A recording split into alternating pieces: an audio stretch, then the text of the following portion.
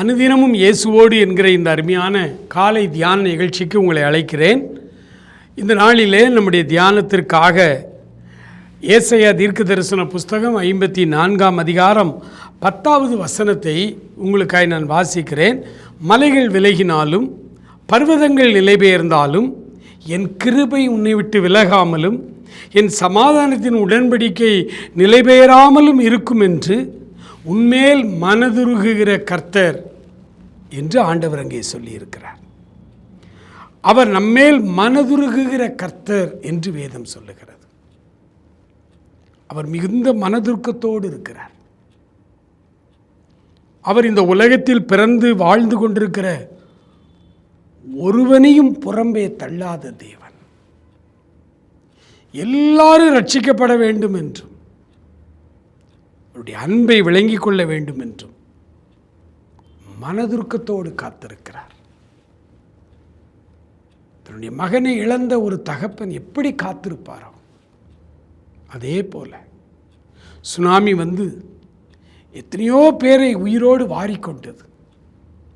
ஆனால் இன்றைக்கும் பிள்ளைகளை இழக்க கொடுத்த பெற்றோர் பல வருடமாக இந்த சுனாமி நினைவு நாளில் போடுவாங்க, எங்கள் பிள்ளைகள் எங்கே இருக்கிறார்கள், ஒருவேளை உயிரோடு இருந்தால் அவர்கள் நன்றாக இருக்கட்டும் என்று வேண்டிக் கொள்ளுகிறார்கள். ஆமென கண்பானவர்களே, ஆண்டவர் மனதுருக்கத்தோடு மகன் மகள் எப்பொழுது நம்மிடத்தில் திரும்பி வருவாள் என்று காத்திருக்கிறார். நாம தான் பயப்படுறோம். இவ்வளவு தப்பு செய்துட்டனே, ஆண்டவரை அறிந்து கொண்டு விசுவாச வாழ்க்கையில் வந்த பிறகும் நான் பல தவறு செய்து பின்வாரி போயிட்டேனே, என்னை ஆண்டவர் சேர்த்துக் கொள்வாரா, என்னை எப்படி அவர் சேர்த்துக் கொள்வார் என்று ஒருவேளை நீங்கள் இருந்தால் உங்களுக்குத்தான் ஆண்டவர் பேசுகிறார். மலைகள் விலகினால் கூட ஆண்டவருடைய கிருபை உங்களை விட்டு விலகாது. பர்வதங்கள் நிலை பெயர்ந்தால் கூட கிருபை உங்களை விட்டு விலகாது. ஏனென்றால் அவர் மனதுருக்கத்தின் தெய்வம். மகா இரக்கமுள்ளங்கள் ஆண்டவரே, மனதுருக்கத்தோடு எங்களுக்காக நீர் காத்திருக்கிறீரப்பா.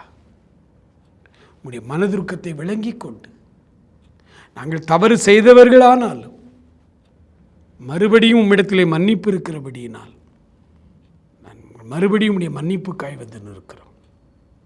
உம்முடைய குமாரன் என்று சொல்லப்படுவதற்கும் நான் பாத்திரன் அல்ல, உம்முடைய கூலிக்காரரில் ஒருவராய் வைத்துக்கொள்ளும் என்று அன்றைக்கு இளைய குமாரன் சொன்னது போல நாங்களும் வந்து நிற்கிறோம்.